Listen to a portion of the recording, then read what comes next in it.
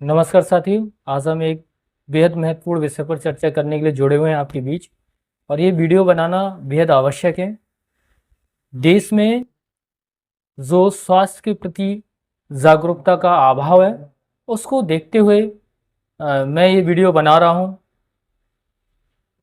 अभी हाल ही में देखा जा रहा है कि जो सर्वाइकल पेन, गर्दन का दर्द, इससे संबंधित जो हमारे पास मरीज आते हैं, उनको बहुत सारी भ्रांतियाँ होती हैं, गलत तरह की एक्सरसाइज करते हैं, जिससे उनका दर्द जो है और बढ़ जाता है।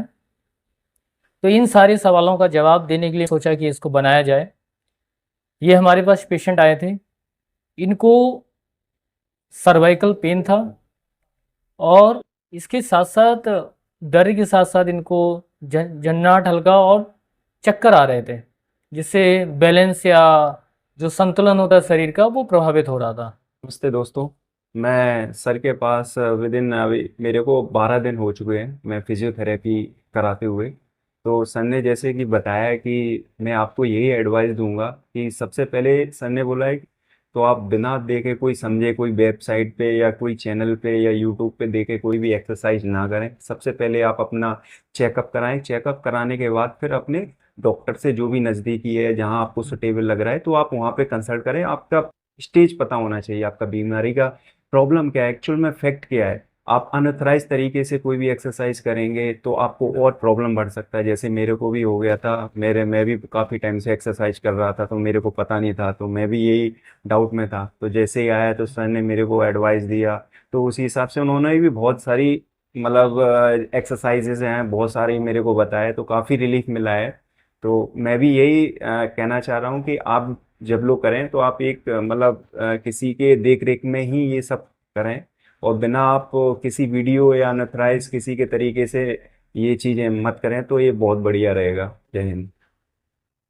इसका जो जब इन्होंने एमआरआई कराया तो जांच में पाया गया कि इनका C4 और C5 जो है, उस पर इनको कंप्रेशन था सर्वाइकल रीजन पे, जो हम आपको डिस्प्ले में दिखा देंगे। उसके कारण जो इनका गर्दन का मसल था वो स्टिफ हो रहा था, और जिससे मस्तिष्क को जो ब्लड सप्लाई होता है, यहाँ से वर्टिब्रो बेसल आर्टरी जो ब्रेन को ब्लड सप्लाई करती है, उसका ब्लड सप्लाई इंटरप्ट होता है जब जो हमारी स्पाइनल मसल, पैरा स्पाइनल जब स्पाज्म में होती हैं और हमारे जो जॉइंट्स होते हैं वो स्टिफ होते हैं, तो जो ब्रेन की बेस की सप्लाई है वर्टिब्रोवेस्कुलर आर्टरी से जो होती है, वो इंटरप्ट होती है। इस कारण इनको ये चक्कर आना या बैलेंस में जो समस्या आ रही थी, उसके लिए इन्होंने कई जगह दवाइयाँ ली, कई न्यूरो एक्सपर्ट को, न्यूरो सर्जन और न्यूरो मेडिसिन के डॉक्टर से परामर्श लिया, इलाज चला लंबे समय तक, लेकिन उसके बावजूद इसमें पूर्ण राहत नहीं मिल रही थी। फिर इनको किसी भी अच्छे न्यूरो सर्जन ने परामर्श दिया कि आप फिजियोथेरेपी कराएं। फिजियोथेरेपी जितने भी हमारे नॉन कम्युनिकेबल डिजीज़ होती हैं, मीन्स जो बीमारियां बिना इन्फेक्शन से होती हैं, उनमें फिजियोथेरेपी बेहद कारगर साबित होती है। सर्वाइकल से देश में लगभग 30% से अधिक लोग प्रभावित होते हैं।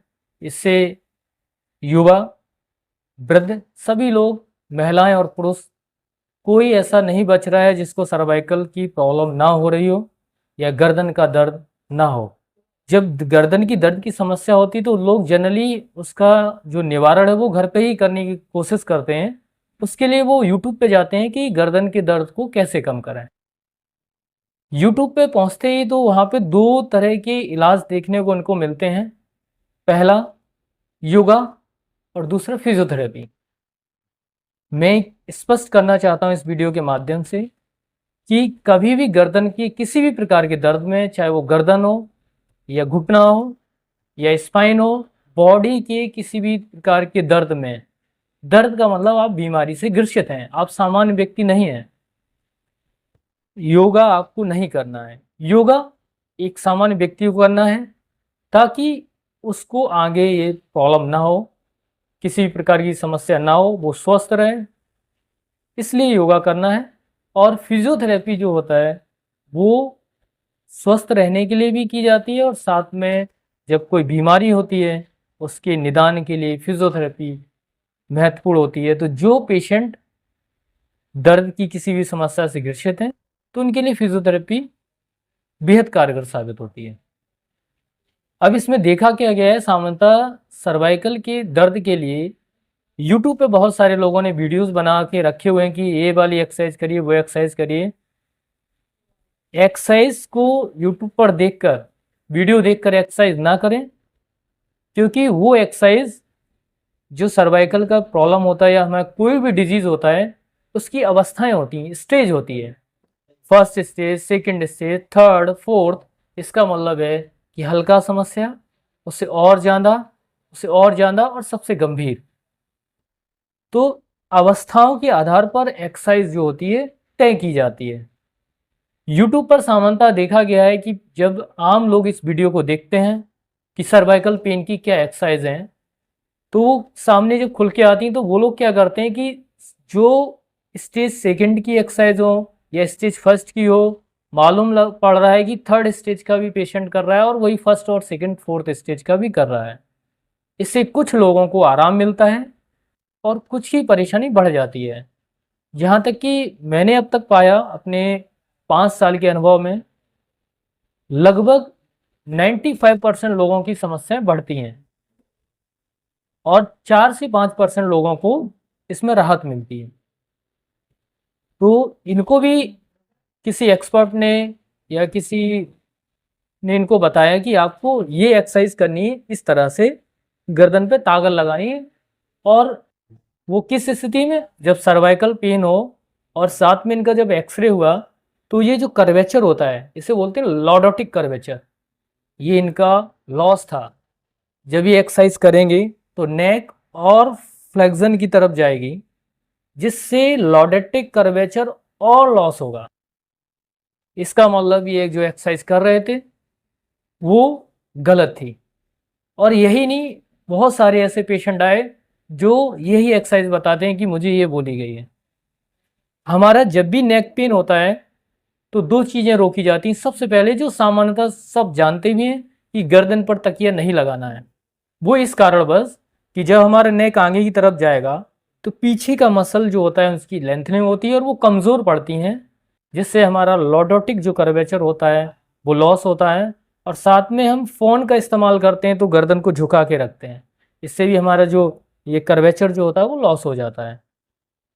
अब यदि ये पेशेंट ये एक्सरसाइज करेगा तो ये कर्वेचर और लॉस करेंगे। तो जो भी पेशेंट ये एक्सरसाइज कर रहे हैं उनको नहीं करना है, क्योंकि हमारा नेक का जितने भी दर्द होते हैं, नेक की लॉर्डोटिक कर्वेचर जब लॉस होते हैं तो हमें पीछे की मांसपेशियों को मजबूत बनाना है।